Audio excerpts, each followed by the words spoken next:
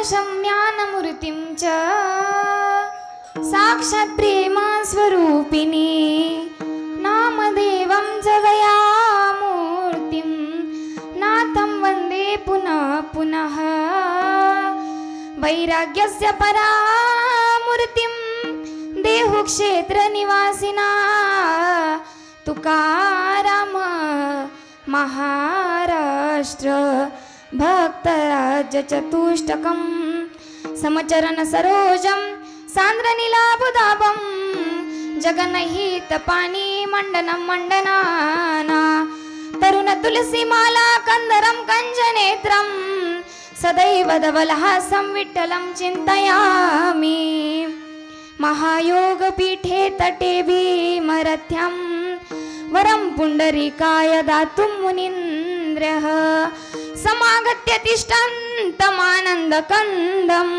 परब्रह्मलिङ्गं भजे पांडुरंगं पांडुरंगा करू प्रथम नमन दुसरे चरण संतांची त्यांच्या कृपादाने कथेचा विस्तारू बाबाजी सद्गुरु दास तुका चलो आओ जी पवन कुमार पधारो हरि कीर्तन में चलो आओ जी पवन कुमार पधारो हरि कीर्तन में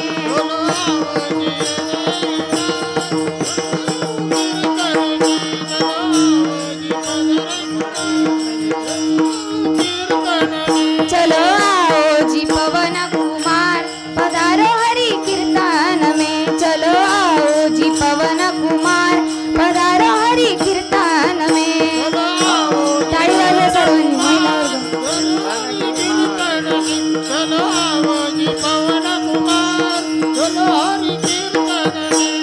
राम जी को लाना लखन जी को लाना राम जी को लाना लखन जी को लाना चलो आओ जी पवन कुमार पधारो हरि कीर्तन में चलो आओ जी पवन कुमार पधारो हरि कीर्तन चलो आओ जी पवन कुमार चलो आओ जी पवन कुमार चलो कलावज्ञ जीवो धररथावतारं कलांकांक तेजो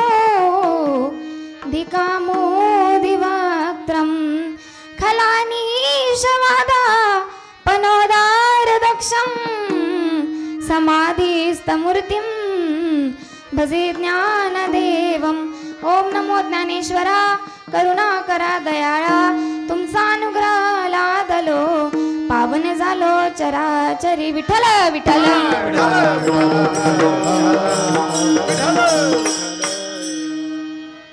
उपजोनिया पुढती येऊ उपजोनिया पुढती येऊ काला खाऊ दही भात वैकुंठी तो ऐसे नाही कवळ काही काल्याचे विठ्ठल विठ्ठल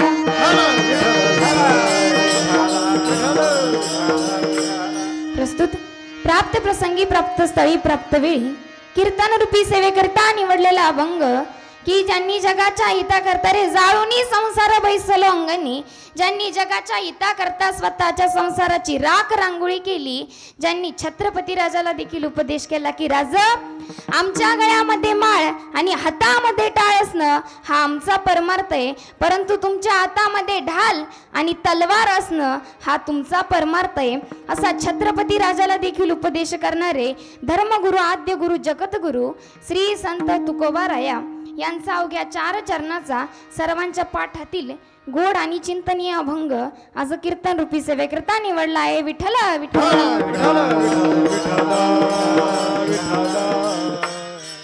अभंग हा तुकोबारायांचा आहे अभंग हा काला प्रकरणातील आहे तुकोबारा सांगतात की उपजून या पुढती येऊ काला खाऊ दही भात की आम्ही स्वतः या मृत्यू लोकामध्ये जन्माला येऊ कशा करता दही भाताचा काला खाण्याकरता बरं प्रश्न आहे तुकोबारा आहे की तुम्ही साधारण असणारा काला खाण्यासाठी या मृत्यू लोकामध्ये येणार याच्यापेक्षा तो असणारा काला तुम्ही वैकुंठामध्येच करा ना कारण या मृत्यू लोकामध्ये जन्माला यायचं वाटतं तेवढं सोपं नाही, त्या ठिकाणी 9 महिने 9 दिवस त्या गर्भवासाचं दुःख सहन करावं लागतं. याच्यापेक्षा तो असणारा काला तुम्ही वैकुंठामध्येच करा ना. त्यावर तुकोबाराय म्हणतात की वैकुंठी तो वैसे नाही, कवळ काही काल्याचे वैकुंठामध्ये काला करायला जमत नाही. नवे नवे काला शब्द सुद्धा आपण तिथं उच्चारू शकत नाही. बरं ठीक आहे महाराज, तो काला करण्याकरता तुम्ही या मृत्यू लोकामध्ये येणार, परंतु तो काला केल्याच्या नंतर तुम्ही एकटेच खाणार की बाकीच्यांनाही देणार? तर तुकोबाराय म्हणतात की एकमेका देऊ मुखी सुखी घालू बरे. तो असणारा काला आम्ही एकमेकांच्या मुखामध्ये भरू आणि काय करू? तो काला या मृत्यू लोकामध्ये करू आणि तो असणारा काला आम्ही एकमेकांच्या मुखामध्ये त्या ठिकाणी भरू.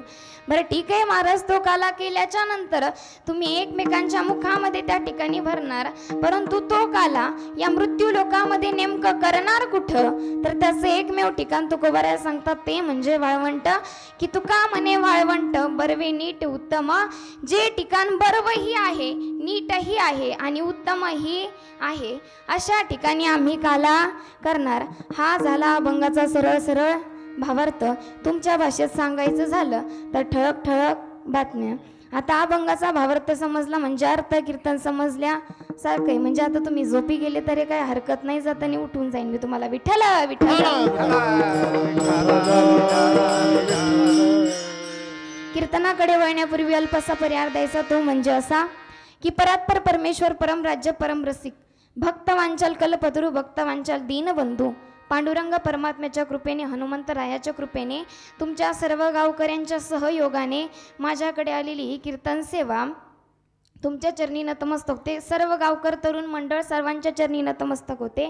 तसंच ज्यांनी मला जन्म दिला, हात धरून चालायला शिकवलं, ते माझे आई वडील दोघंही या ठिकाणी उपस्थित आहे. ज्यांच्याही चरणी नतमस्तक होते, गायनाचार्य असतील, मृदुंगाचार्य असतील, टाळकरी असतील, आता मला कुणाचं नाव काय माहिती नाही, परंतु सर्वांच्या चरणी नतमस्तक होते. तुम्ही श्रोते मंडळी तुमच्याही चरणी नतमस्तक होते.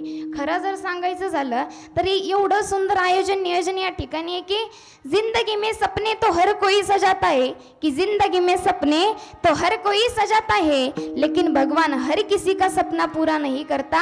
उसी तरह इस धर्म मंडप में हर कोई आना चाहता है, लेकिन वही आता है जिसे मेरे भगवान बुलाते. म्हणजे तुम्हाला कोणी बोलवलंय? भगवंताने बोलवलंय महाराज. विठ्ठल विठ्ठल.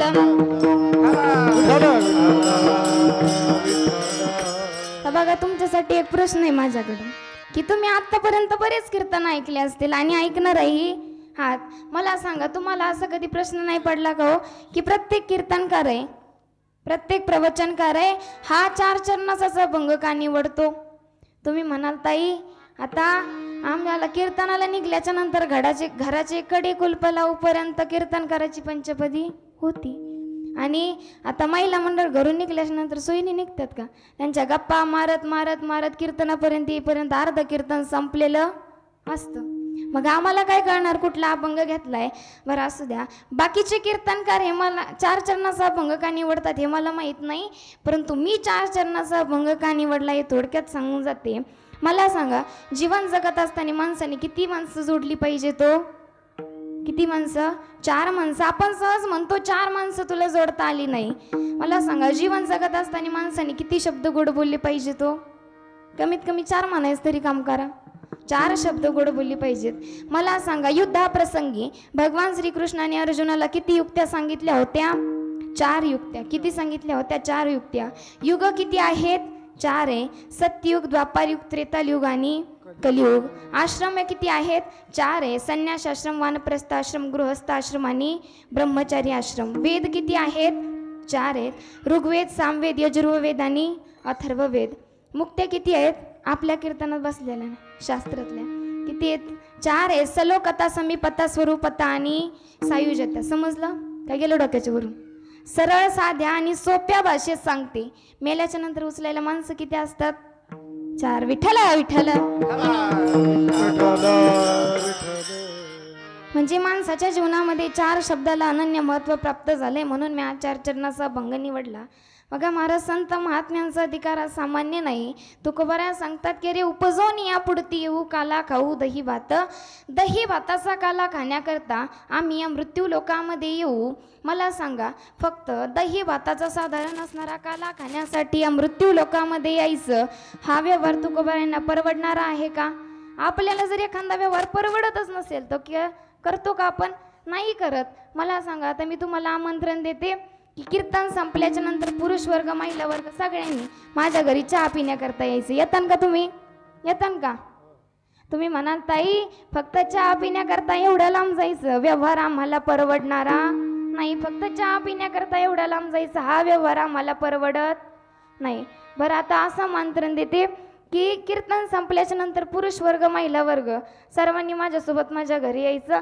प्रत्येकी महिलेला 2-2 तोळ्याची नथ आणि प्रत्येकी पुरुषाला 4-4 तोळ्याचं लॉकेट. कशाचं? सोन्याचं बरं का? कशाचं? सोन्याचं. मी देईन. आता कोण कोण येणार?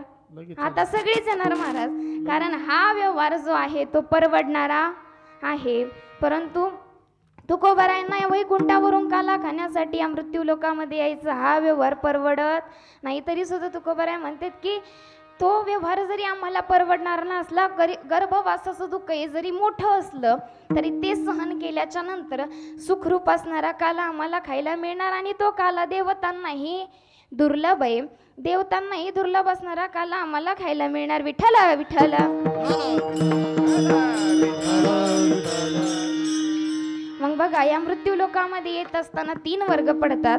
एकाला आणावं लागतं, एकाला यावंच लागतं आणि एक येत असतात. आता आणावं कुणाला लागतं?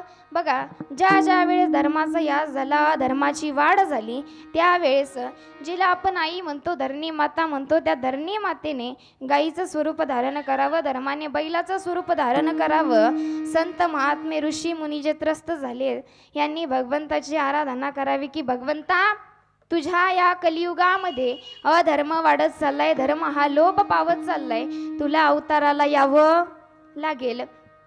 काय करावं लागेल? तुला अवताराला यावं लागेल भगवंता. आणि भगवंतानी तशी शपथ सुद्धा घेतलेली आहे की परित्राणाय साधूना विनाशाय च दुष्कृतम धर्म संस्थापनार्थाय संभवामी युगे युगे.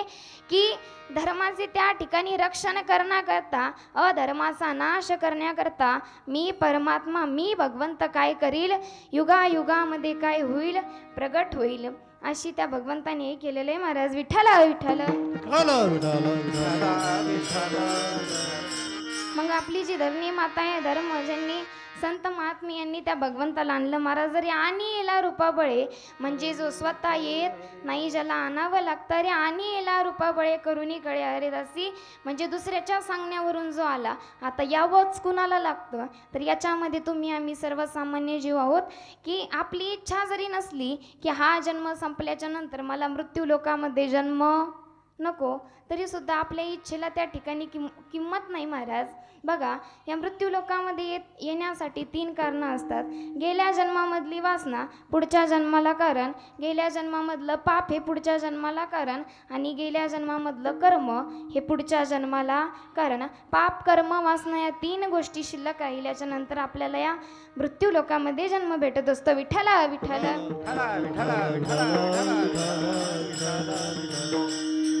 म्हणून जीवनामध्ये चांगलं कर्म करत चला, चांगलं कर्म करत चला. मला सांगा, आपण किती जरी म्हटलं, बघा भगवंताला सुद्धा त्या कर्माने सोडलं नाही महाराज. कर्म हे भगवंताच्या बापाला सुद्धा चुकलं नाही. अरे कर्मे दशरथ वियोगी मेला, कर्मे श्रीराम वनवासा गेला, कर्मे रावण क्षय पावला, वियोग घडला सीता देवी, कर्मे मनमत झाला राग. मला सांगा, राजा दशरथाला किती मुलं होती? 4 मुलं होती, परंतु अंतसमयी एकही जवळ नव्हता. प्रभू श्रीराम आणि लक्ष्मण मैया आई कुठं होती? त्या ठिकाणी 14 वर्षाच्या वनवासामध्ये होते. आणि भरत आणि शत्रुघ्नही कुठं होती? त्या ठिकाणी आपल्या मामाच्या गावामध्ये ते होते. अरे 4 पुत्र राजा दशरथ, अंतसमयी एकही नव्हता. 4 मुलं होती, परंतु अंतकाळी एकही जवळ नव्हता. याच्या मागे त्याचं तसं काय आहे? कर्म आहे. केले नाथ महाराज सांगतात की केले कर्म झाले त्याची भोग आले, उपजले मेले ऐसे किती, किंवा भोग तो ना गडे संचिता वासुनी करावे ते मनी समाधान. म्हणून जसं कर्म आपल्या जीवनामध्ये असेल तशी पुढची गती आपल्याला त्या ठिकाणी मिळत असते. अरे तशी पुढची गती आपल्याला त्या ठिकाणी मिळत असते. जसं कर्म आपण केलं ते कर्म हे आपण म्हणू की कर्म हे सुखतं, परंतु कर्म हे भोगल्याशिवाय सुखत नाही. भोगल्याशिवाय सुखत नाही. तुम्ही म्हणाल ताई गेला जन्म कुठला होता माहिती नाही, येणारा जन्म कुठला असेल ते पण सांगता येणार नाही. मग काय फरक पडतो चांगलं कर्म केलं आणि वाईट कर्म केलं तर? परंतु कर्म हे भोगल्याशिवाय सुखत नाही. मरतं ते फक्त माणसाचं शरीर. बघा विश्वामध्ये कुठलाच हे असं नाही की जे आत्म्याला कापू शकतं. विश्वामध्ये मरतं ते फक्त माणसाचं शरीर, आत्मा हा कधीच मरत नाही. हे नैनम छंदंती शस्त्रांना नैनम दहती पावकः. विश्वामध्ये कुठलं शस्त्र असं नाही जे आत्म्याला कापू शकतं. विश्वामध्ये कुठलाच अग्नी असा नाही जो आत्म्याला जाळू शकतो. आणि विश्वामध्ये कुठलंच पाणी असं नाही जे आत्म्याला बुडवू शकतं. कारण आत्मा हा काय आहे? भगवंताचा अंश आहे. भगवंताचा काय आहे? आत्मा भगवंताचा अंश आहे. आपण केलेलं कर्म आहे फिरून फिरून फिरून कुठं येत असतं? आपल्यापर्यंत येत असतं. बघा एका कंपनीचा बॉस होता. कंपनीचा बॉस होता, त्याच्यासमोर त्याचा मॅनेजर उभा होता. आता त्या कंपनीचा बॉस होता, त्याला कुठल्या तरी गोष्टीचं विनाकारण टेन्शन आलं. त्याने एवढा राग आला त्याला की चिडचिड होऊ लागली. त्याने त्याच्यासमोर जो त्याचा मॅनेजर उभा होता त्याच्या एक आपला राग शांत होण्यासाठी त्या मॅनेजरच्या एक कानाखाली टाकली. त्या ठिकाणी महाराज मॅनेजरला सुद्धा राग आला, पण काय करता शेवटी बॉस आहे कंपनीचा, याच्या हाताखाली नोकरी करायची, पोटा पाण्याचा प्रश्न आहे. आपण लहान मंडळी आहोत, आपण बॉसला उलटं बोलू शकत नाही, मारूही शकत नाही महाराज. राग त्याला सुद्धा आला. राग प्रत्येकाला येतो, राग त्याला सुद्धा आला. आता हा घरी गेल्याच्या नंतर याची बायको आता स्वयंपाक करत होती. स्वयंपाक करत असताना हा गेला आणि म्हटला पाणी आण ग. पाणी आण म्हटल्याच्या नंतर आता त्या बायकोने स्वच्छ असा ग्लास घेतला, फिल्टरचं पाणी घेतलं. फिल्टरचं पाणी घेतल्याच्या नंतर हा ग्लास त्याच्यामध्ये नेऊन हातामध्ये नेऊन दिल्याच्या नंतर आता याच्या मनामध्ये राग होता. कुणाचा? कंपनीमधल्या बॉसचा. त्याने त्या ग्लासमध्ये डोकावून पाहिलं तर ग्लास स्वच्छ होता, पाणी हे फिल्टरचं होता तसा ग्लास बाजूला फेकून दिला. म्हटलं असं पाणी आणतात का? कळत नाही का तुला? म्हणून त्याने जोरात त्याच्या बायकोच्या कानाखाली मारले. आता त्याच्या बायकोला सुद्धा राग आला, परंतु किती काय झालं तरी नवऱ्यासमोर शांत बसावं लागतं. तुम्ही बसता शांत? ताई म्हणतात नाही बसत. चांगली गोष्ट आहे, नाही बसत. मला काय अनुभव नाही म्हणून तुम्हाला विचारते की काही जरी झालं तरी त्या ठिकाणी शांत बसावं लागतं. महाराज ती शांत बसली. राग तिला सुद्धा आला, परंतु तिने तो आपला आतमध्ये गटागटा गिळा आणि होती तशी पुन्हा स्वयंपाक खोलीमध्ये गेली. त्या ठिकाणी किचनमध्ये गेली आणि स्वयंपाक करायला लागली. तेवढ्यात तिचा 12 वर्षाचा मुलगा खेळून बाहेरून आतमध्ये पळत आला आणि म्हटलं आई जेवायला वाढ ग. आता स्वयंपाक सगळा झाला होता, परंतु त्या ठिकाणी स्वयंपाक सगळा झाला होता, फक्त जेवणाची ताटं त्या ठिकाणी वाढायची राहिली होती. हा गेला. त्याच्या आईला राग होता. कुणाचा मनामध्ये राग होता? आपल्या पतीचा. तिने त्या लेकराच्या कानाखाली मारली आणि म्हटले अरे आता तर सकाळचे 8:30 वाजलेत, एवढ्या लवकर जेवण लागतं का तुला? महाराज त्या लेकराची काही चुकीसुद्धा नाही. त्याला पण राग आला. उलट लहान लेकरांना राग जास्त लवकर येतो. त्याला पण राग आला, परंतु आपण आईला उलटं बोलू शकत नाही. कारण आई हे काय असते? भगवंताचं रूप असते, देवाचं रूप असते. आपण तिला उलटं बोलू शकत नाही. म्हणून महाराज तो तसाच राग घराच्या बाहेर निघून गेला. तिथं अंगणामध्ये त्याचा एक छोटा भाऊ हा खेळत होता. त्याने सांगितलं अरे इकडे रे. तो म्हटला आता 5-6 वर्षाचं लेकरू ते म्हटलं दादा मला थोडं खेळू दे, मग मी येतो.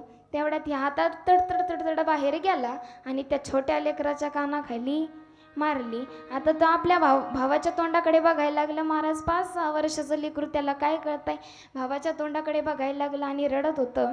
आता भावाला आपण उलटं बोलू शकत नाही. काही जरी झालं तरी आपला मोठा भाऊ आहे, त्याला आपण उलटं बोलू शकत नाही. परंतु आईजवळ गारहाणं जरूर करू शकतो. त्या ठिकाणी किचनमध्ये गेला. आईचा स्वयंपाक चालू होता.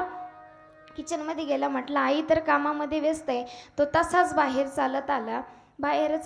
आता तिथं रडत तसाच बाहेर गेला. तिथं रस्त्यावर एक कुत्रं बसलेलं होतं. आता त्या कुत्र्याच्या काही मनात नाही आणि ध्यानात नाही. हा रडत गेला आणि कुत्र्याच्या मागून शेपटीवरती पाय दिला. महाराज ते कुत्रं त्याला उलटून चावलं नाही, कारण याने मागून पाय दिलं तर शेपटीवरती. ते कुत्रं सरळ तसं गेलं आणि एका व्यक्तीला जाऊन चावलं. आता योगायोग असा ती व्यक्ती कोण होती? कंपनीचा बॉस होता. म्हणजे कंपनीच्या बॉसने त्याच्या मॅनेजरला मारलं, मॅनेजरने बायकोला मारलं, बायकोने मोठ्या मुलाला मारलं, मोठ्या मुलाने छोट्या भावाला मारलं, छोट्या भावाने कशात शेपटीवर पाय दिला, कुत्र्याच्या शेपटीवरती पाय दिला आणि कुत्रं जाऊन कुणाला चावलं. कुणाला चावलं? कंपनीमधल्या बॉसला त्या ठिकाणी जाऊन चावलं महाराज. विठ्ठल विठ्ठल विठ्ठल विठ्ठल विठ्ठल जैसे जैसे ज्याचे कर्म तैसे फळ देतो रे ईश्वर. जसं आपलं कर्म असेल तसं फळ हे आपल्याला भोगल्याशिवाय सुकत नाही महाराज. बघा, कर्म फळ हे कोणालाच भोगल्याशिवाय सुकत नाही. मला सांगा, म्हणून ज्याची वासना, पाप आणि कर्म या 3 गोष्टी शिल्लक राहिल्या त्याला इच्छा नसताना या मृत्यू लोकामध्ये यावं लागतं. मला सांगा, वासना कुणाची शिल्लक राहिली होती? ज्याने भगवंताच्या नामचिंतना करता त्या ठिकाणी आपला स्वतःच्या राज्याचा त्याग केला, बायको मुलांचा त्याग त्या ठिकाणी केला आणि बायको मुलांचा त्याग केला, मुलाबाळांचा त्याग केला आणि भगवंताच्या भक्ती करता, नामस्मरणा करता त्या ठिकाणी अरण्यामध्ये निघून गेला. आणि त्या ठिकाणी एक हरिण त्याच्या जवळ आलं. नवे हा त्या हरणाच्या जवळ गेला. हरणाच्या जवळ गेल्याच्या नंतर त्या ठिकाणी शेवटचा श्वास त्या ठिकाणी हरणाजवळ सोडला. कोण होता असं? जड भरत राजा. राजा हरणी गर्भा गेला. जड भरत राजा हरणी गर्भा गेला. झाला तो घातला वाचलेले. झाला तो घातला वाचलेले. झाला तो घातला वाचलेले. जर भडत राजा हरणी गर्भे गेला, घाला तो घातला वासनेने. हरिण काय ठरली महाराज? वासना ठरली. म्हणजे ज्याची वासना गेल्या जन्मामधली वासना ही पुढच्या जन्माला कारण असते. पाप, कर्म आणि वासना या 3 गोष्टी शिल्लक राहिल्याच्या नंतर या मृत्यू लोकामध्ये आपल्याला यावं लागत असेल. परंतु तुकोबाराय म्हणतात की किती जरी मोठं या गर्भवासाचं दुःख असलं तरी ते सहन करून का होईना आम्ही या मृत्यू लोकामध्ये येऊ. कशा करता मृत्यू लोकामध्ये येऊ? तर तेच अभंगाचं प्रथम चरण.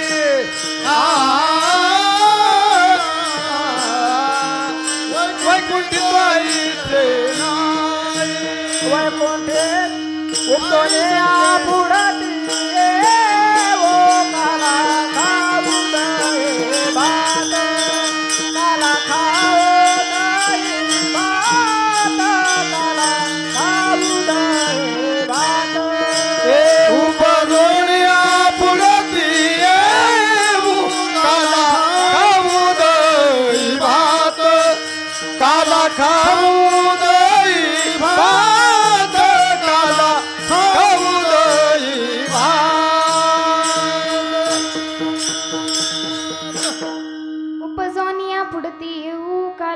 खाऊ दही भात.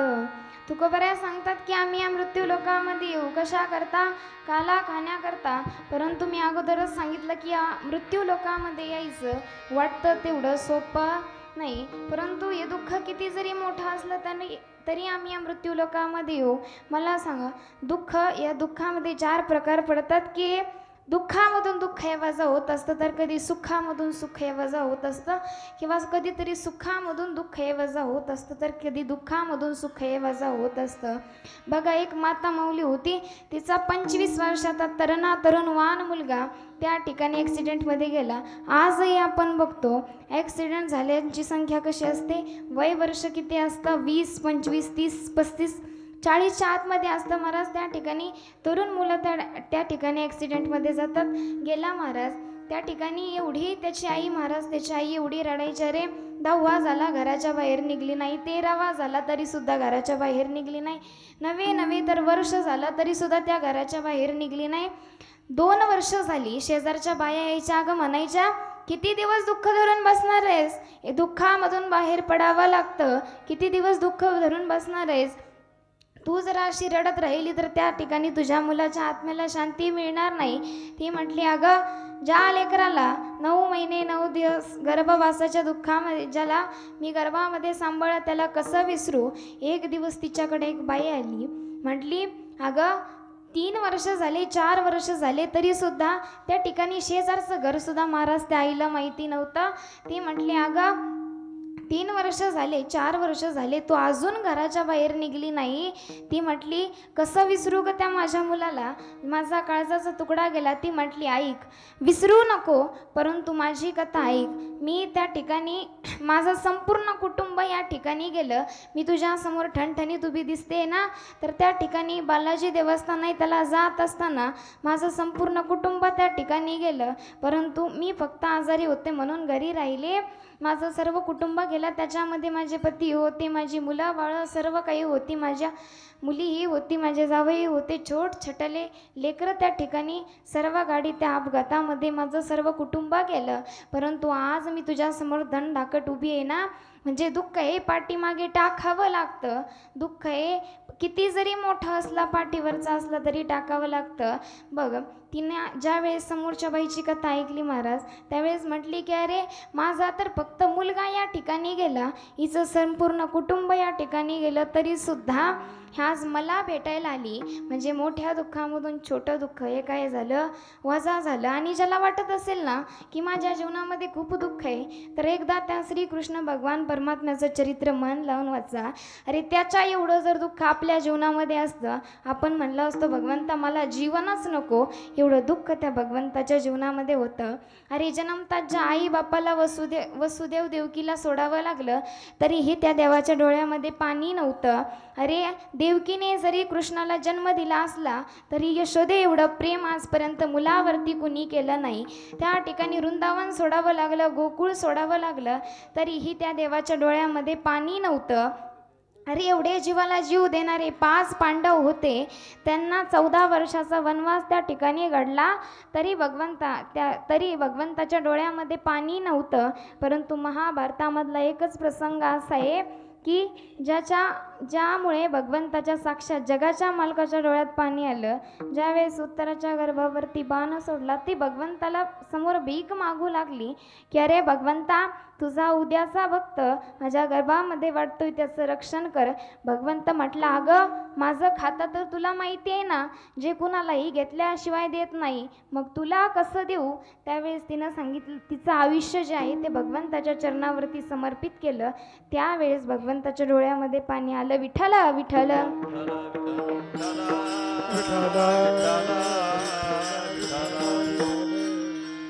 तुकोबराय म्हणतात की किती जरी मोठं दुःख असलं, त्याचप्रमाणे तरी सुद्धा आम्ही या मृत्यू लोकामध्ये येऊ. कशा करता, दही भाताचा काला खाण्याकरता आम्ही येऊ, परंतु तो असणारा काला. बघा, संत महात्म्यांनी आपल्याला परमार्थ शिकवला, नवे तर दाखवून दिला की परमार्थ आपल्याला दाखवून दिला. म्हणून याच जन्मामध्ये भगवंताचं नामस्मरण करा. आपण म्हणतो करू करू, परंतु कधी म्हातारपण जवळ येतं हे आपल्यालाच कळत नाही. अरे सर्व काही पुन्हा मिळेल. पुनर्वित्तम पुनर्मित्र पुनर्भार्या पुनर्मही यतः सर्वं पुनर्लभ्यम न शरीर पुनः पुनः. सर्व काही पुन्हा मिळेल. अरे गेलेली बायको पुन्हा मिळेल, गेलेली संपत्ती पुन्हा कमवता येईल, गेलेला मित्र पुन्हा मिळेल. परंतु एक गोष्ट लिहून घ्या, life is not once more. हव्याशा वाटणाऱ्या क्षणाला डाउनलोड कधी करता येत नसतं, नको नकोशा वाटणाऱ्या क्षणाला डिलीट करता येत नसतं. म्हणून भरभरून जीवन जगा, कारण हा रोजचा तो असणारा रियालिटी शो नाही, कारण हा आयुष्याचा चित्रपट पुन्हा लागणार नाही. अरे आयुष्य हे आईस्क्रीम सारखं असतं, टेस्ट केलं तरीही वितळतं आणि वेस्ट केलं तरीही वितळतं. म्हणून जीवनामध्ये चांगलं कर्म करत चला, कारण चांगलं कर्म करणारी व्यक्ती ही माझ्या तुकोबरायांच्या गाथेप्रमाणे असते. कुणी कितीही बुडवण्याचा त्या ठिकाणी प्रयत्न केला तरी तरुण जाते आणि यशापर्यंत जाऊन पोहोचते. म्हणून संत महात्म्यांनी आपल्याला परमार्थ दाखवून दिला महाराज. नवे तर आपल्याला बघा, ज्या वेळेस आपण काळाच्या योगामध्ये गेलो, ज्या वेळेस भगवंताला आपला कळवळ आला की त्या काळाच्या योगामध्ये आपण चाललो, आपण भगवंताची भक्ती करीत नाही, नामस्मरण करत नाही, त्यावेळेस संत महात्म्यांना आपला कळवळ आला. रे येतो हिताचा कळवळा, पडती हाती म्हणून कळा. त्या ठिकाणी त्यावेळेस संत महात्मे हे अवताराला आले महाराज. अरे म्हणजे आता संत महात्मे कुठं असतात तर वैकुंठामध्ये असतात. अरे आम्ही वैकुंठवासी आलो याची कारण अशी, बोलिले जे ऋषी साच व्हावे सांडू संतांचे मार्ग. संत हे वैकुंठामध्ये असतात, परंतु आपल्यासाठी इथं आले. मग यावं कुणाला लागतं, आणावं कुणाला लागतं तर भगवंताला आणावं लागतं. यावंच कुणाला लागतं तर तुम्ही आम्ही सर्वसामान्य जीव आहोत. आणि येत कोण असतात तर ते संत महात्मे. ते जरी स्वतःच्या इच्छेने येत असले महाराज, तरी अगोदर तुम्हाला जर वाटत असेल ना की संत महात्मे संत महापुरुष हे आमच्या पोटी जन्माला यायला पाहिजे, तर तेवढं चारित्र्य तेवढं पावित्र्य जीवनामध्ये आपण सांभाळलं पाहिजे. संत हे जरी स्वतःच्या इच्छेने येत असले तरी अगोदर आई वडिलांची इच्छा तशी असावी लागते. संत हे कुणाच्याही घरी जन्म घेत नाही महाराज. संत हे संत महात्म्यांच्याच घरी जन्म घेतात. कुठे घेतात तर पवित्र ते कुळ पावन तो देश, जेथे हरीचे दास जन्म घेती. कशासाठी जन्म घेतला महाराज तर संत तुकोबराय म्हणतात की कशासाठी जन्म घेतला तर दही भाताचा काला खाण्याकरता आम्ही या मृत्यू लोकामध्ये जन्म घेऊ, आणि तो काला केल्याच्या नंतर आम्ही काय करू. परंतु ऐका तुकोबराय, तो असणारा काला तुम्ही वैकुंठामध्येच करा ना, या मृत्यू लोकामध्ये यायची काय गरज आहे. वैकुंठी तो ऐसे नाही कवळ काही काल्याचे. आता काला म्हटल्याच्या नंतर आपल्यासमोर दोन गोष्टी, त्या डोळ्यासमोर त्या ठिकाणी दोन गोष्टी उभा राहतात. एक म्हणजे दही आणि लाही. तर फक्त संत महात्मे सांगतात की दही आणि लाहीचा काला नसतो, तर त्या ठिकाणी भगवंताच्या हरिनामाचा काला किंवा भगवंताच्या हरिनामाचा काला किंवा जीवाशिवाचं ऐक्य होणं म्हणजे खऱ्या अर्थाने काय होणं आहे, काला होणं आहे.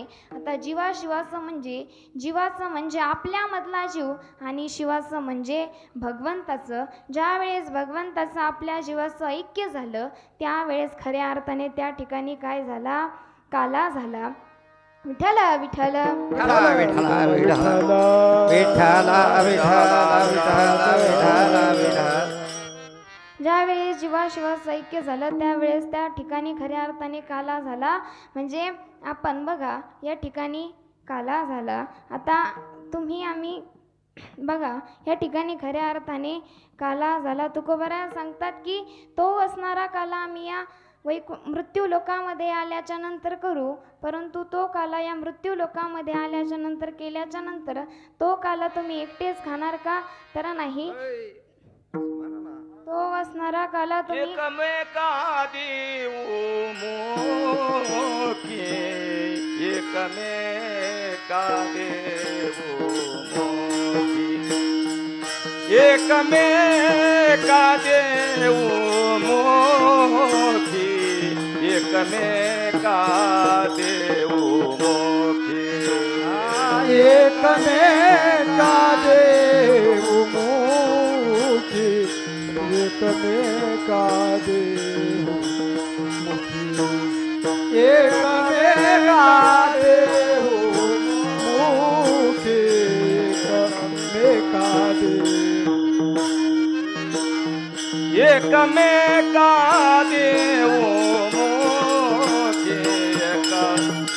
एकमेका देऊ मोठी एकमेका देऊ मोठी एकमेका देऊ मोठी एकमेका देऊ मोठी एकमेका देऊ एकमेका देऊ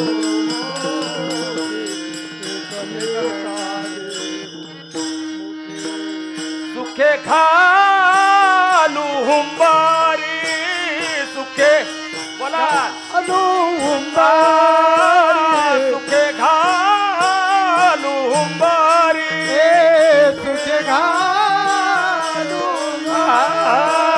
वैकुंठी तो काय वैकुंठी तो आईचे नाय वैकुंठी तो आईचे नाय वैकुंठी तो आईचे नाय वैकुंठी तो आईचे नाय वैकुंठी तो आईचे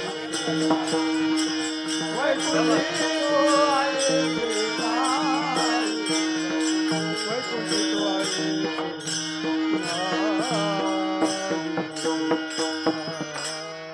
एकमेका देऊ मुखी सुखी घालू हुंबरे.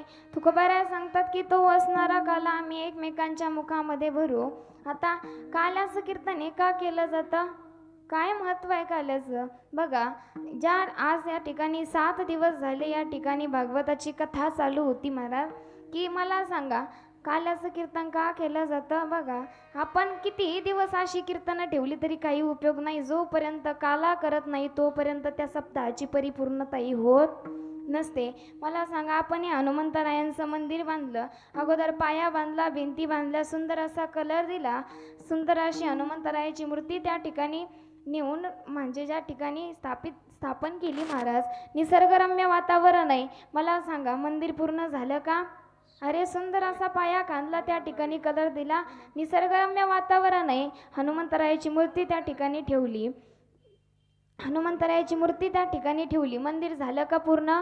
काय राहिलं तर मंदिरावरचा कळस राहिला. म्हणून जोपर्यंत मंदिरावरचा कळस आपण जोपर्यंत मंदिरावरती कळस हा आपण हे करत नाही, स्थापन करत नाही, तोपर्यंत मंदिराची परिपूर्णता ही होत नसते.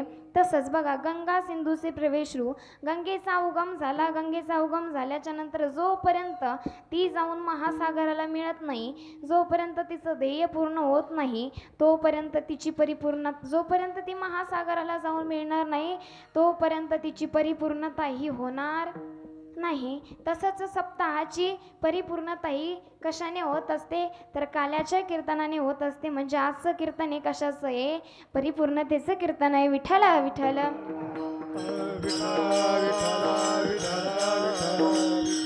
म्हणून तुकोबाराय म्हणतात की आम्ही या मृत्यू लोकामध्ये आल्याच्या नंतर काला करू, तो असणारा काला आम्ही एकमेकांच्या मुखामध्ये भरू.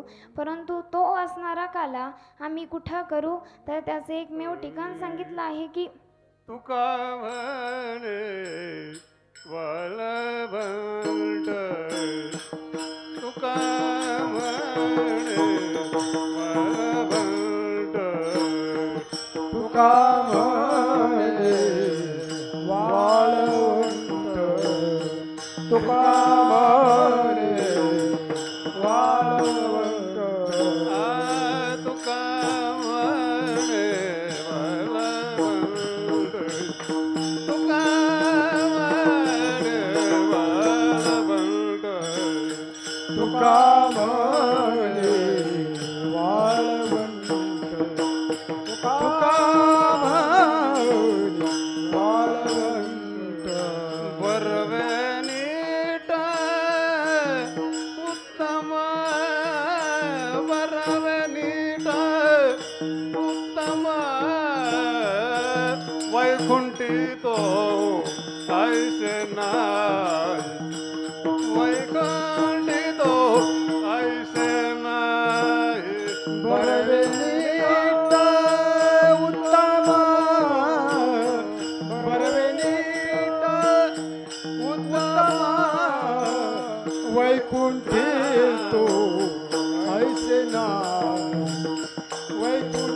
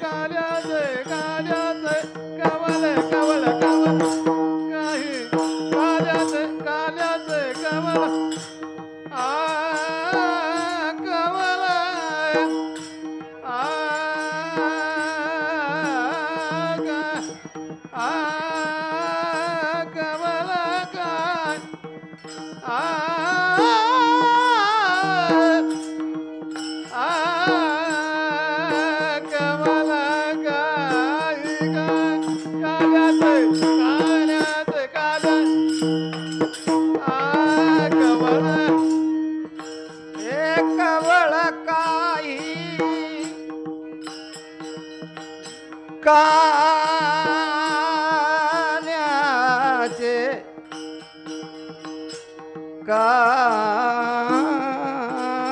कान्याचे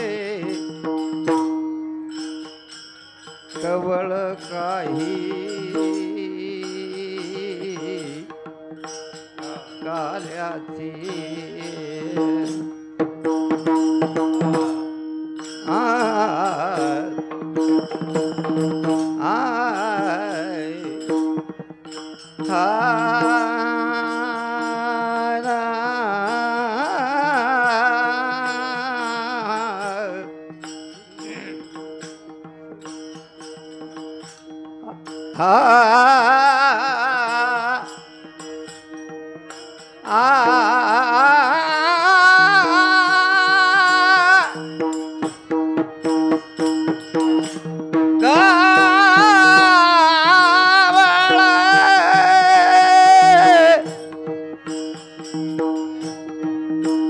काल्याचे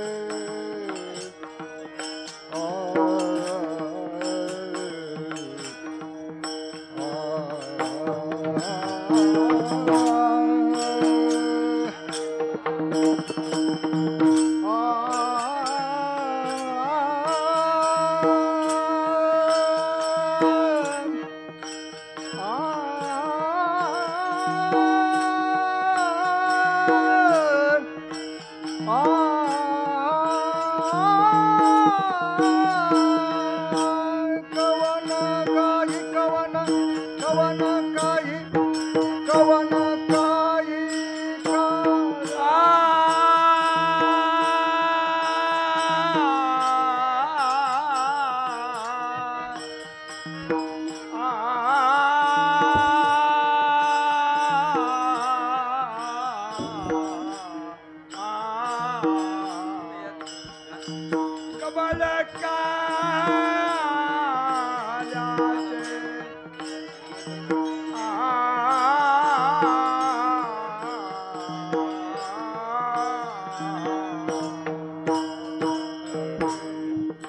कवळ काही काल्याच कवळ काही काल्याच वैकुंठी तो ऐसे नाही वैकुंठी तो ऐसे नाही.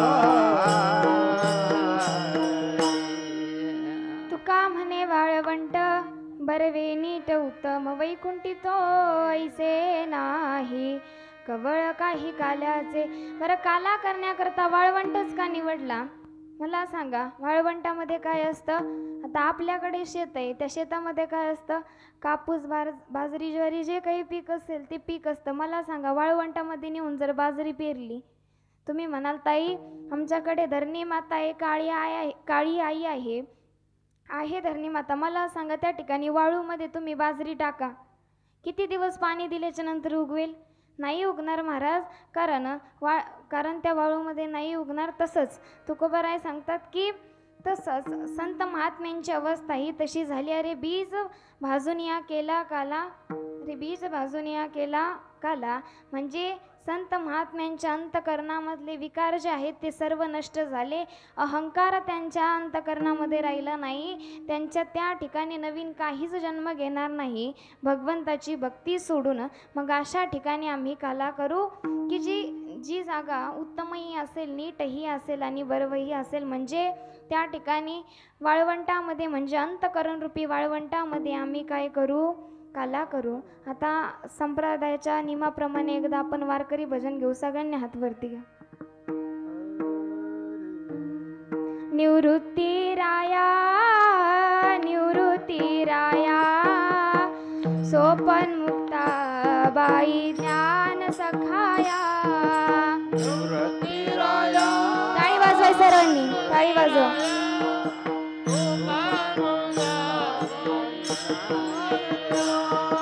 निवृत्ती राया सोपन मुक्ता बाई ज्ञान सखाया.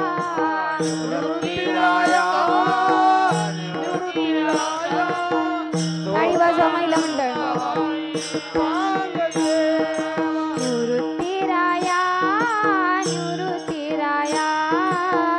सोपन मुक्ता बाई ज्ञान सखाया.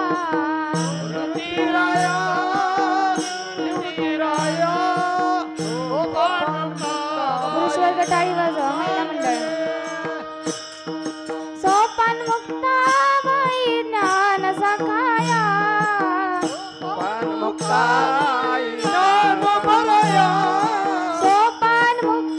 बाई ज्ञान सखाया. टाळी वाजवा, महिला मंडळ. निवृत्ती राया सोपन मुक्ता बाई ज्ञान सखाया. निवृत्ती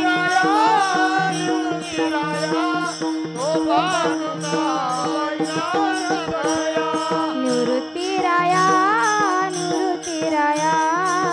सोपन मुक्ता बाई ज्ञान सखाया.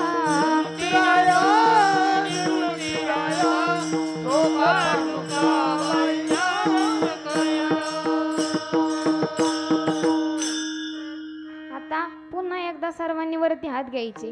ज्याला भगवंताने 2-2 हात दिले त्या प्रत्येकाने हात वरती घ्यायचे. ज्यांनी कुणी वरती केला नाही, जर हनुमंतरायांनी बघून घेतील काय करायचं ते, पुन्हा गेला तर माझ्याकडे येऊ नका. विठोबा रखुमाई, विठोबा रखुमाई, विठोबा रखुमाई, विठोबा रखुमाई, विठोबा रखुमाई, विठोबा रखुमाई, विठोबा रखुमाई.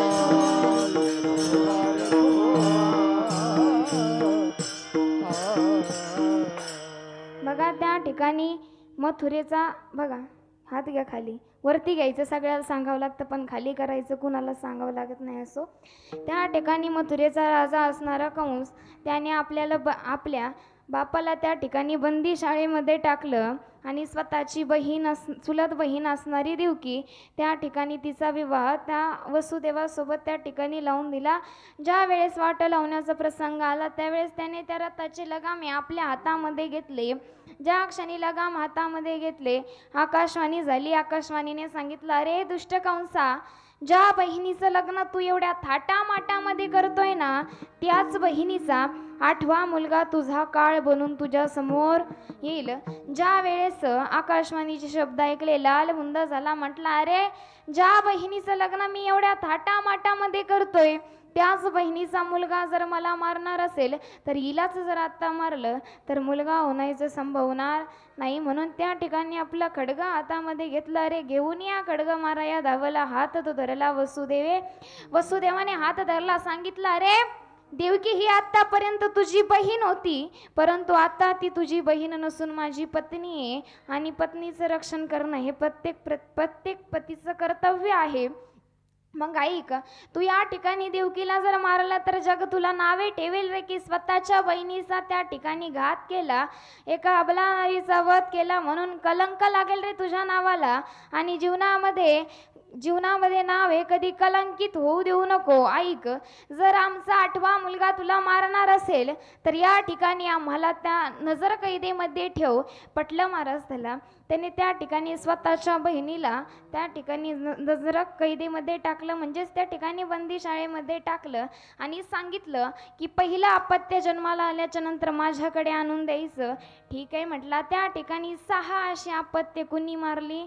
दुष्ट कंसांनी मारली महाराज. ज्या वेळेस 7वं त्या ठिकाणी जन्म झाला त्या योग माईने ते असणारं त्या रोहिणी मातेच्या उदरामध्ये त्या ठिकाणी पदरामध्ये नेऊन ठेवलं. आता 8व्यांदा देवकी मातेच्या गर्भामध्ये कोण आहे? श्रीकृष्ण भगवान परमात्मा. अरे देवकीचं तेज दिसे जैसा सूर्य, कंसाचे हृदय जळत असे. ज्या वेळेस कंसाने नारद महर्षींना विचारावं, नारद महर्षी माझा जो काळ बनून येणार आहे, जो 8वा मुलगा माझा काळ बनून येणार आहे, माझ्या बहिणीचा मुलगा, तो कसा दिसत असेल? अरे नारदांनी वर्णन करावं. अरे तो नीलवर्ण असेल, हसणारा असेल. ज्या वेळेस असं वर्णन ऐकायचं महाराज त्या ठिकाणी घाबरगुंडी उडायची. अरे पाणी प्यायला जरी घेतलं तरी पाण्यामध्ये त्याला काय दिसायचा?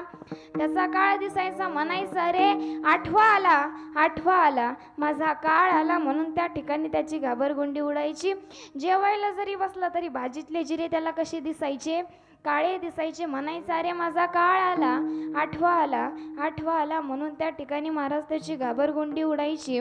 आता 9 महिने 9 दिवस त्या ठिकाणी देवकी मातेला पूर्ण झाले आणि भगवंताचं प्रागट्य अशा रीतीने झालं की एक 8 वर्षाची मूर्ती त्या ठिकाणी देवकी मातेसमोर उभी राहिली. देवकीने म्हणावं, बाळा अरे तू एवढा मोठा जन्माला आलास, परंतु भगवान परमात्म्याने कुठलाच त्रास त्या ठिकाणी आपल्या आईला दिला नाही महाराज.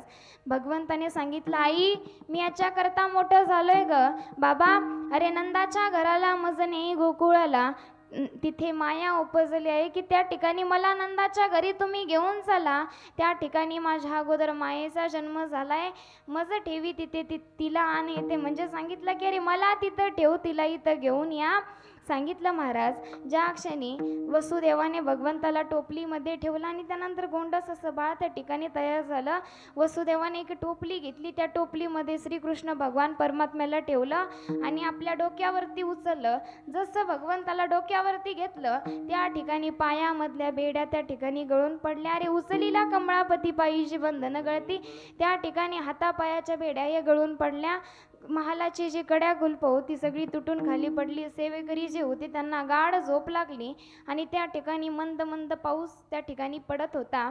त्या ठिकाणी घेतला भगवंताला डोक्यावरती, निघाला गोकुळामध्ये सोडायला. त्या ठिकाणी यमुना मैया लागली महाराज. यमुने मैयेमध्ये पाय ठेवला. पाणी हे गुडघ्या इतकं होतं, पाणी हे वाढत चाललं होतं.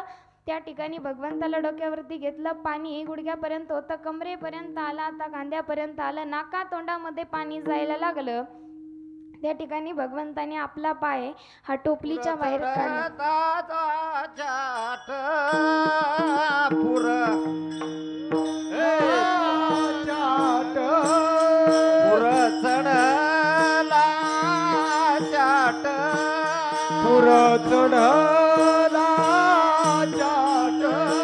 त्याशी लावी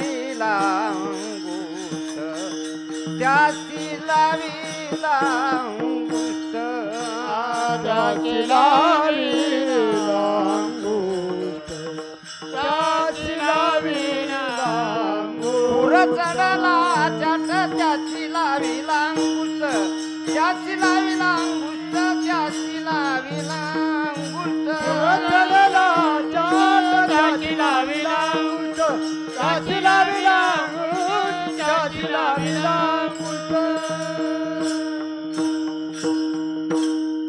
महाराज त्या ठिकाणी भगवंताने आपला पाय जो होता तो टोपली बाहेर काढला. यमुनी मैयेला दर्शन दिलं. ज्या क्षणी पहिल्या ज्या महिला मंडळ होत्या त्यांचा कसा पूर्वीचा मधून भांग असायचा तसा रस्ता त्या ठिकाणी तयार झाला. येताना सुद्धा आणि जाताना सुद्धा त्या ठिकाणी आता आपण शॉर्टकटने जाऊ, थोडासा वेळ कमी राहिलेला आहे.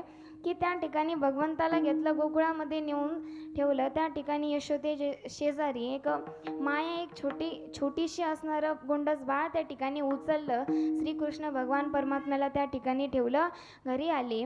घरी आल्याच्या नंतर माया ही महाराज पुन्हा जशी होती तशी कड्याकुलपही बंद झाली. माया जी होती महाराज ती त्या ठिकाणी मथुरेमध्ये आकांत करत होती. इकडं श्रीकृष्ण भगवान परमात्म्याच्या ठिकाणी गेले होते, गोकुळामध्ये होते. यशोदे मातेच्या ज्या दोन नंदा होत्या, एकीचं नाव होतं नंदा आणि दुसरीचं होतं सुनंदा. जी नंदा होती ती म्हटली, अरे वहिनी तर रोज 3:30 वाजता उठतात, अजून 4:30 वाजले तरी सुद्धा का उठल्या नाही. बघण्याकरता त्या ठिकाणी गेल्याच्या नंतर बघितलं एक चादर त्या ठिकाणी हालत होती. हळूच बाजूला काढली. बघते तर काय त्या ठिकाणी सुंदर असणारं एक गोंडस बाळ त्या ठिकाणी बघितलं. महाराज एवढा आनंद झाला. तब्बल 90 वर्षानंतर त्या ठिकाणी अपत्य प्राप्त झालं होतं. कुणाला? त्या ठिकाणी नंदराजाला. जो गोकुळाचा राजा आहे त्या नंद बाबाला. किती वर्षाने? तब्बल 90 वर्षांनी एवढा आनंद झाला त्या ठिकाणी गोकुळामध्ये. महाराज एवढी धांदल त्या ठिकाणी उडाली, एवढा आनंद झाला. गोकुळामध्ये त्या ठिकाणी नाचू लागली. आपल्या भावाला आवाज दिला, अरे दादा. त्या ठिकाणी नंद बाबा हे पहाटे 4:30 वाजता आपल्या ज्या गायी आहेत गोमाता त्यांना चारा पाणी करत होते.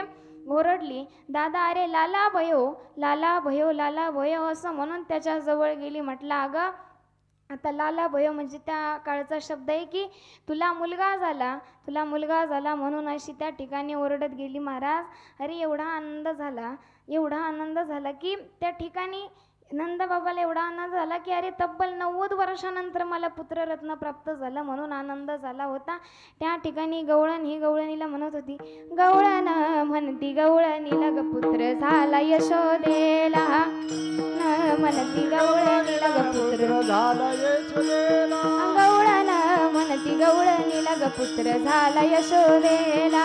गवळण म्हणती गवळणीला पुत्र झाला यशोदेला.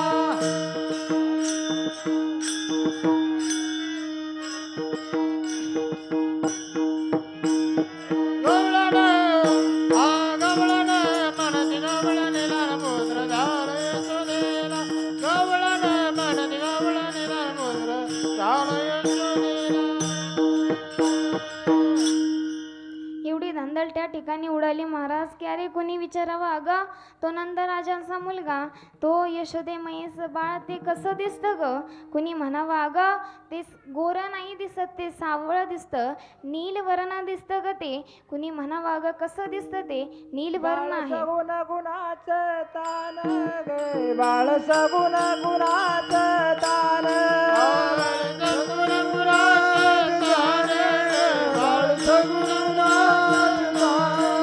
बाळ दिसतंय गोजिरवान ग बाळ दिसतंय गोजिरवान. बाळ दिसतंय गोजिरवान ग बाळ दिसतंय गोजिरवान. काय सांगता घरान ग गोकुळ जाणारी. काय सांगता घरान ग गोकुळ जाणारी. काय सांगता घराने ग गोकुळच्या नारी. सांगता घराने ग गोकुळच्या नारी. अरे बाळ सगुण गुणाचा दाना, अरे कसा दिसतो तो कान्हा. तो सावळा दिसतो ग त्या ठिकाणी भगवंत हे हळूहळू मोठे होऊ लागले महाराज. आणि बालवयातच संख्या असणाऱ्या संकटाला त्या भगवंताला सामोरं जावं लागलं. पहिला विडा उचलला तो पुतना मावशीनारी जी स्तनामध्ये विष भरून आली होती, तिला सुद्धा जो स्वतःच्या आईला दर्जा देतात तो दर्जा महाराज भगवंताने दिला. भगवंत हळूहळू मोठे होऊ लागले. रे रांगत रांगत का होईना त्या ठिकाणी खोड्या करायला सुरुवात केली. रांगत रांगत का होईना ते दही दूध चोरायची खायची महाराज. अशा खोड्या त्या भगवंताने सुरू केल्या. आता भगवंत हळूहळू मोठे होऊ लागले. भगवंताने आपलं मित्रमंडळ गोळा केलं. आता त्या मित्रमंडळाकडे पाहिलं तर महाराज जशी गणपती बाप्पाची फक्त ढेरी मोठी तशीच त्यांची होती. हातपाय काड्या आणि ढेरी वाडे म्हणजे अशी अवस्था त्यांची होती. कृष्णाने विचारलं, का रे तुमच्या घरी गायी नाहीत का? तुमची आई तुम्हाला दही दूध तूप लोणी खायला देत नाही का? त्या गोपाळांनी म्हणावं, अरे कृष्णा आमच्या घरी गायी आहेत रे, परंतु आमचे जे तूप लोणी आहे ते सगळं कुठं जातं? मथुरेला जातं. आमची आई फक्त आम्हाला एक त्या ठिकाणी लोण्याचा जो डेरा आहे तो भरून ठेवते. आम्ही दिवसभर त्याच्यावरच असतो, म्हणून आमची अवस्था अशी झाली. कृष्णाने म्हणावं की आता आपलंच असून आपल्याला मिळत नसेल तर आता चोरी करायला पाहिजे. त्या ठिकाणी भगवंताने एक कमिटी तयार केली महाराज. सर्व गोपाळ तयार केले. आता सप्ताह करायचं म्हटलं तरी काय असतं? कमिटी असते. आता भगवंताने सगळी कमिटी त्या ठिकाणी गोळा केली. संपूर्ण त्या ठिकाणी गोपाळांना गोळा केलं आणि सांगितलं की चोरी करायची ना तर आपलं शस्त्रास्त्र आपल्या जवळ असलं पाहिजे. काय करायचं आता? तर आता अध्यक्ष कोण होतं कमिटीचं? भगवान परमात्मा. त्याने सांगावं, जा रे वस्त्रकाळ केलेली माती घेऊन या. त्यातला एक गोपाळ म्हटला, भगवंता म्हटला कृष्णा कन्हैया माती कशाला रे? तो म्हटला तू आण अगोदर नंतर सांगतो.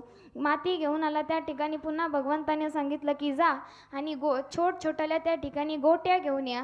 पांड्या म्हटला. त्यात एक गोपाळ होता, पांड्या नव्हतं त्याचं. तो म्हटला कृष्णा अरे गोट्या कशाला रे? तो म्हटला अगोदर घेऊन ये. सांगितल्याप्रमाणे सगळं आणलं. त्यानंतर भगवंत म्हटले की जा आणि असा काटा घेऊन ये की जो कसा जरी टाकला तरी त्याचं एक टोक वरती असलं. कुठला काटा आहे तो? सराटा. तर कसा जरी टाकला तरी त्याचं एक तोंड वरती असतं. सांगितलं की ते काठी घेऊन या. महाराज घेऊन आले गोपाळ. सांगितलं आता एक लांब असणारी काठी त्या ठिकाणी घेऊन या. त्यातला एक बोबड्या होता. तो म्हटला कितना काठी कशाला रे? तो म्हटला की तू घेऊन ये. बघ गोवळणी या आपल्यापेक्षा फार हुशार आहेत. त्या आता काही दही दुधाचं मडकं जे आहे ते खाली ठेवतील का? नाही, त्यावरती शिंक्यावरती ठेवतील. मग शिंक्यावरती ठेवल्याच्या नंतर आपण लहान बुटके गोपाळ आपला हात तिथपर्यंत जाणार नाही. मग ती काठी घ्यायची, आपण मडकं वाजवून बघायचं. ते जर टंग वाजलं तर ते रिकामं आहे आणि ते जर बदबद वाजलं तर ते मडकं फोडायचं, दही दूध खायचं आणि पळून यायचं. त्यातलं एक हुशार होता. ठरल्याप्रमाणे झालं. भगवंताने चोऱ्या करायला सुरुवात केली. आता भगवंत गेले एका गवळणीच्या घरी. जसं सांगितल्याप्रमाणे झालं. मडकं फोडलं, दही दूध खाल्लं, पळून आले. त्यातलं एक म्हटला भगवंता म्हटला कृष्णा जर आपल्या मागे ती गवळण लागली तर? भगवंताने सांगितलं अरे ती जर आपल्या मागे लागली ना, आपण जी आपण तिला काय करायचं, तिच्या समोर ज्या गोट्या आहेत त्या फेकायच्या आणि पळून यायचं. तो म्हटला ती गवळण जर आपल्या मागे लागली, ती गोट्याने जर नाही पडली तर? तो म्हटला आपल्याकडे जे सराटे आहेत ते तिच्या समोर फेकायचे, म्हणजे तिच्या पायात टोचली की ती खाली बसन. ते म्हटलं ती जर चप्पल घालून आली तर? तो म्हटला चप्पल घालून आली तर आपण काय करायचं, आपल्याकडे जी वस्त्रगाळ केलेली माती ती तिच्या डोळ्यामध्ये फेकायची. आता त्यातला एक तिसरा जास्तच विचार होता. तो म्हटला ती जर चष्मा लावून आली तर? महाराज बऱ्याच गवळणींना चष्मे तर ती जर चष्मा लावून आली तरी? कृष्ण म्हटला की अरे कन्हैया म्हटला ती जर चष्मा लावून आली तर आपण काही तिथंच थांबणार आहे का? आपण बुटके गोपाळ पटकन पळून यायचं. ठरल्याप्रमाणे झालं महाराज. कृष्णाने त्या ठिकाणी चोऱ्या करायला सुरुवात केली. गवळणी या गाराने घेऊन यायच्या यशोदे मातेकडे. त्या ठिकाणी गवळणी गाराने घेऊन यायच्या. सांगा म्हणायच्या अगं यशोदे तुझ्या त्या ठिकाणी कान्हाला तू काहीतरी सांग. यशोदे गा तुला येईल राग, यशोदे गा तुला येईल राग, यशोदे तुला येईल राग. टाळी वाजव म्हणलं. तुला येईल राग. यशोदे गा तुला येईल राग, यशोदे गा तुला येईल राग, यशोदे तुला येईल राग. यशोदे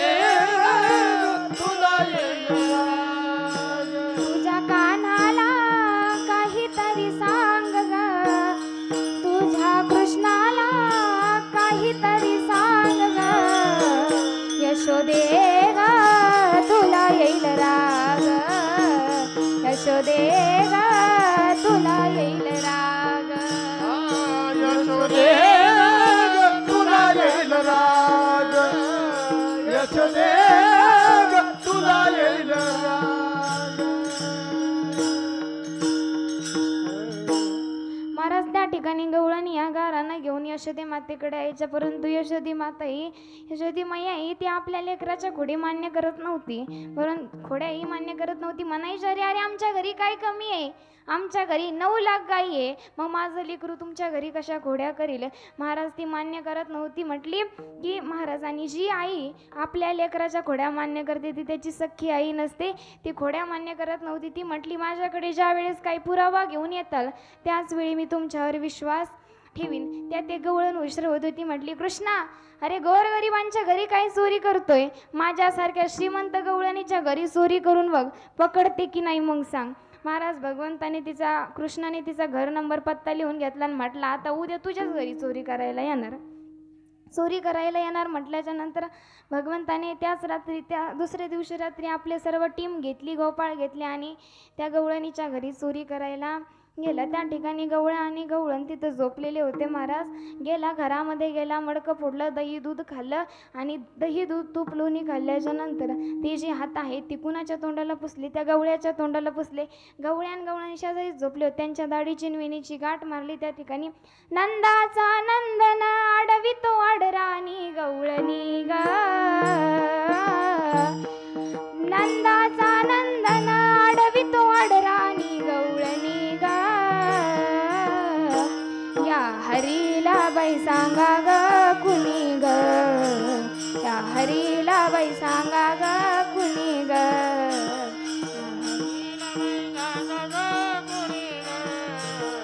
या हरीला सांगा निजले मी होते निज मंदिरी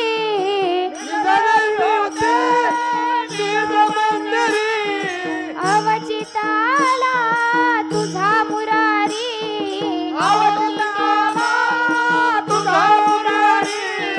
दाढी वेणीची गाठ मारुनी करीतो मस्करी ग दाढी वेणीची गाठ मारुनी करीतो मस्करी ग या हरीला बाई सांगा ग कुणी ग या हरीला बाई सांगा ग कुणी ग या हरीला बाई सांगा ग कुणी ग हरिद्वाराणी गवळणी ग नंदानी गवळणी ग या हरीला सांगा ग कुणी ग या हरीला सांगा ग कुणी ग या हरीला बाई सांगा ग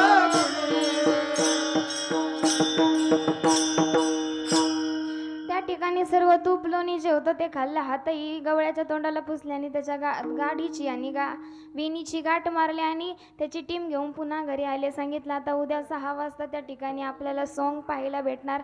सर्व महाराज त्या ठिकाणी दुसऱ्या दिवशी 6 वाजले. भगवंताने सर्व गाववाले गोळा केले. त्या ठिकाणी गोकुळ सर्व त्या ठिकाणी गोळा केलं. सांगितलं आता घरामधून सॉन्ग बाहेर पडणार. आता 6 वाजले. गवळणी उठली. महाराज वेणीला झटका बसला म्हणून त्यांच्या दोघांची त्या ठिकाणी भांडणं पेटली. आता वेणी गाठ ही सुटत नव्हती, जळता जळत नव्हती. महाराज त्या ठिकाणी सुटत नव्हती. आता दोघंही बाहेर आले. महाराज आता पहिल्या काळी लहानपणी लग्न व्हायचे म्हणून त्या गवळ्याचं आणि गवळणीचं लहानपणी लग्न झालं होतं.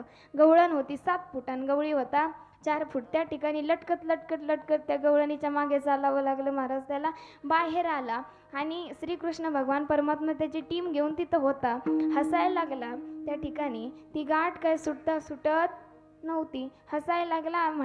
त्यावेळेस ती म्हटली अरे कृष्णा सोड ही गाठ. भगवंत म्हटला आता कशी सोडीन, जोपर्यंत तुझा अहंकार जात नाही तोपर्यंत ही गाठ सुटणार नाही. ठीक आहे म्हटला महाराज. त्या ठिकाणी भगवंत पुढे पळायला लागला आणि ते लटकत लटकत ती गवळण आणि गवळ्या त्याच्या मागे पळू लागले, मागे जाऊ लागले. संपूर्ण गावामध्ये त्यांची वरात काढल्यासारखी झाली महाराज. त्या ठिकाणी भगवंत आपल्या घरी गेले. घरी गेल्याच्या नंतर गवळी जो होता तो म्हटला, त्या ठिकाणी गवळी जो होता तो म्हटला, अरे कृष्णा, अरे कन्हैया, हिच्यासाठी नाही तर माझ्यासाठी तरी ही गाठ सोड. भगवंताने ती गाठ सोडली महाराज आणि त्या गवळ्याच्या कानात सांगितलं, तुमच्या मॅडमला जरा समजून सांगा, आमच्या नादी लागू नका. त्या ठिकाणी सांगितलं महाराज. भगवंताने ती गाठ सोडली. त्यावेळेस यशोदे मातेला कळालं. ज्यावेळेस भगवंताने स्वतःच्याच घरामध्ये चोरी करायला सुरुवात केली त्यावेळेस यशोदे मातेने सांगितलं की अरे कृष्णा, आता तुला कुठं जायचंय? शाळेमध्ये जायचंय. आपले लेकरं जर जास्त जेडेवणी करायला लागले, कुठं टाकतो आपण? त्या ठिकाणी शाळेमध्ये घातलो. ती म्हटली का आता त्या काळची शाळा कुठली होती? तर गाई वळण्याची, गोमाता वळण्याची शाळा होती. सांगितलं कृष्णा, उद्यापासून तू शाळेत जायचं. कृष्णाने आपल्या सर्व गोपाळांना सांगितलं की उद्या तुम्ही सुद्धा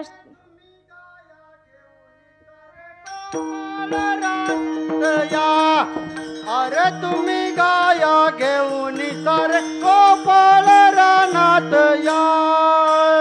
तुम्ही गाया घेऊन सारे गोपाळ रानात या. अरे तुम्ही गाया घेऊन सारे गोपाळ रानात या. सारे गोपाळ रानात या. सारे गोपाळ रानात या. अरे तुम्ही गाया घेऊन सारे गोपाळ रानात या. अरे तुम्ही गाया घेऊन सारे गोपाळ रानात या. अरे तुम्ही गाया घेऊन सारे गोपाळ रानात या. अरे तुम्ही गाया घेऊन सारे गोपाळ रानात या. सांगितलं अरे तुम्ही सर्व गोपाळांनी आपापल्या गायी घ्यायच्या आणि त्या ठिकाणी रानामध्ये जायचं. म्हणजे कुठं जायचं? आपल्याला शाळेमध्ये जायचं सांगितलं.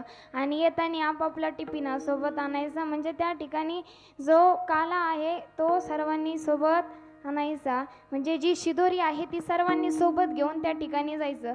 गेले महाराज भगवंतासोबत सगळे गोपाळ गेले. त्या ठिकाणी गेले महाराज. भगवंतानी त्या ठिकाणी गायी सरल्या, जंगलामध्ये गेले, वनामध्ये गेले, त्या ठिकाणी अरण्यामध्ये गेले. सगळीकडे गायी सरल्या.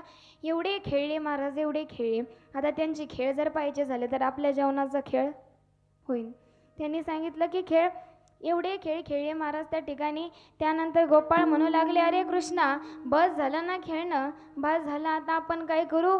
जेवण करून घेऊ. भगवंताने सांगितलं जा आधी अगोदर सर्वांनी गायीच्या वळती हाणून या, त्यानंतर आपण जेवू.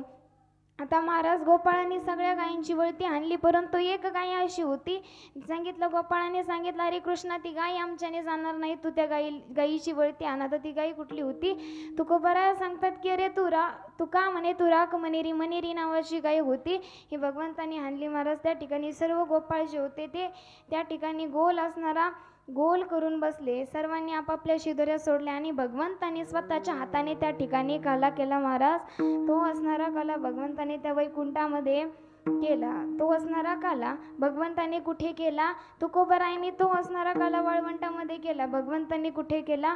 मथुरेच्या त्या ठिकाणी काठावरती तो असणारा काला भगवंताने केला. बरं असो.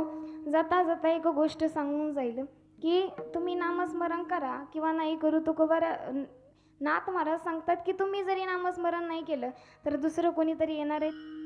आणि जाता एक गोष्ट सांगून जाईल महिला मंडळ की तुमच्या घरामध्ये काही असो की नसो, परंतु जो तुमची मुलगी 5-6 वर्षाच्या मुलीकडून तुम्ही जरी नाही केलं तरी 5-6 वर्षाच्या मुलीकडून 16, 17, 18 वर्षापर्यंत ज्ञानेश्वरीचं पारायण त्या ठिकाणी करून घ्या. अरे ज्या वेळेस तिला विदा करायला निघाल, ज्या वेळेस तिला निरोप द्यायला निघाल, त्यावेळेस तिला म्हणा, ज्या तिच्या सासरच्या लोकांना म्हणावं की तुमच्या घरामध्ये काय देऊ शकलो माहिती नाही, त्या ठिकाणी तिने सासरच्याच लोकांना सांगावं. 5 मिनिटात आले, तिनं काय करावं, त्या ठिकाणी आपल्या घरामध्ये जावं, देवघरामध्ये जावं, त्या ठिकाणी भगव्या कापडामध्ये बांधलेला माझा विश्वमाऊली ज्ञानोबरायांचा ग्रंथ हातामध्ये घ्यावा आणि त्या ठिकाणी पुन्हा त्या मंडपामध्ये यावं आणि तो ग्रंथ तिच्या सासरच्या लोकांच्या हातामध्ये द्यावं. सांगावं, तुमच्या घरामध्ये आम्ही काय देऊ शकलो माहिती नाही, आमची परिस्थिती गरिबीची असेल, तुमच्या घरामध्ये काय देऊ शकलो माहिती नाही, परंतु आमच्या गावामध्ये ज्ञानेश्वरीचं पारायण करणारी लेख तुमच्या घरामध्ये देतोय, तुमच्या घराचं गोकुळ केल्याशिवाय राहणार नाही असं सांगावं. तुमच्या महाराजे काही नाही गरज, फक्त आपल्या मुलीवरती संस्कार करा, हीच काळाची गरज आहे, हीच काळाची गरज आहे. आणि सांगून जाईल, अरे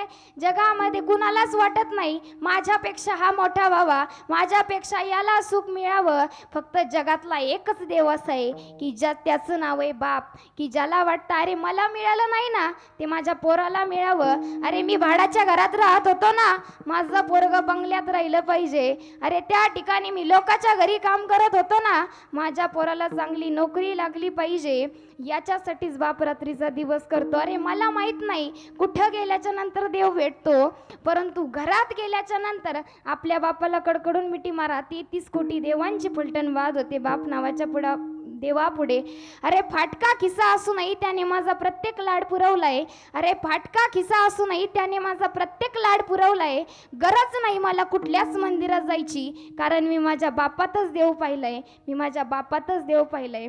त्या बापासाठी एक गीत आहे.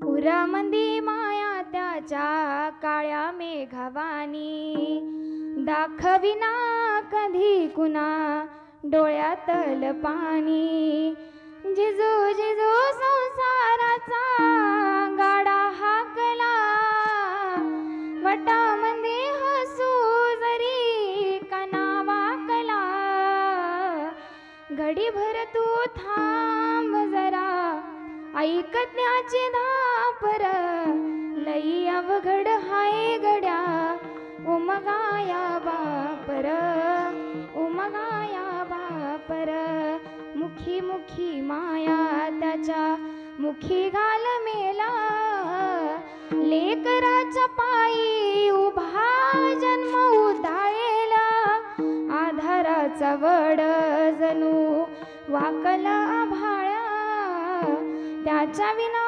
पाचुळा योजिनो रानो माळा, घडीभर तू थांब जरा ऐक त्याची धापर, लई अवघड हाय गड्या उमगाया बापर, उमगाया बापर. असो माझ्या कीर्तनामध्ये ज्यांनी रंग भरवण्याचं काम केलं ते असणारे गायनाचार्य, मला आता बरेच गायनाचार्य या ठिकाणी, मला काय कुणाचं नाव माहिती, सर्व टाळकरी गायनाचार्य सर्व या ठिकाणी उपस्थित होते. त्यांनी माझ्या कीर्तनामध्ये सुंदर असं त्या ठिकाणी प्रमाण देऊन मला साथ दिली, त्यांच्याही अंतकरणापासून आभार मानते. तसेच मृदुंगाचार्य असणारे ज्यांनी मला सुंदर साथ केली ते मृदुंगाचार्य त्यांच्याही अंतकरणापासून मानते. ते पेटी मास्तर काका असतील त्यांच्याही अंतकरणापासून आभार मानते. तसंच विनेकरी बाबा असतील त्यांच्याही अंतकरणापासून आभार मानते. तसंच माझा आवाज काही एवढा मोठा नाही, परंतु तुमच्यापर्यंत काही क्वालिटीने ज्यांनी पोहोचवण्याचं काम केलं ते असणारे साऊंड सिस्टीमवाले काका, त्यांच्याही अंतकरणापासून धन्यवाद मानते. माऊलींकडे एवढीच प्रार्थना करेल की त्यांच्या साऊंड सिस्टीमच्या 2च्या 4 हो, 4च्या 6 हो, एवढी माऊलींच्या चरणी प्रार्थना करेल. जरा माझ्याकडून बोलण्याच्या योगामध्ये जर काही चुकीचे शब्द गेले असतील तर तुमची मुलगी म्हणून मला या ठिकाणी माफ करा. ज्यांना 4 मुली असतील त्यांनी 5वी समजा, ज्यांना 3 असतील त्यांनी 4थी समजा, ज्यांना 2 असतील त्यांनी 3री समजा, ज्यांना 1 असेल त्यांनी 2री समजा, ज्यांना मुलगीच नाही त्यांनी त्यांची सर्व इस्टेट प्रॉपर्टी माझ्या नावावर केली तरी काय हरकत नाही, परंतु माफ करा. म्हणजे सर्वांच्या अंतकरणापासून आभार मानते. तुम्ही श्रोते मंडळी, तुम्ही या ठिकाणी शांत बसून कीर्तन श्रवण केलं, तुमच्याही अंतकरणापासून आभार मानते. हे आमचे चॅनलवाले ज्यांचं आपली परंपरा चॅनल आहे, या चॅनलवर तुम्ही इथे जरी कीर्तन ऐकलं असलं तरी घरी जाऊन ते कीर्तन बघा, त्यांच्या चॅनलला फॉलो करा, सबस्क्राईब करा, लाईक करा. त्यांच्याही अंतकरणा एवढ्या लांबून ते इथपर्यंत आले, त्यांच्याही अंतकरणापासून आभार मानते. आणि जर कुणाचं नाव घ्यायचं असेल तर अंतकरणापासून नाव घ्यायचं राहिलं असेल तर अंतकरणापासून माफी मानते. ज्यांचं नाव घेतलं ते देव आणि ज्यांचं नाही घेतलं ते महादेव. याच ठिकाणी सेवेला पूर्ण विराम देते. ज्ञानेश्वर माऊली, ज्ञानराज माऊली तुकाराम, ज्ञानेश्वर माऊली, ज्ञानराज माऊली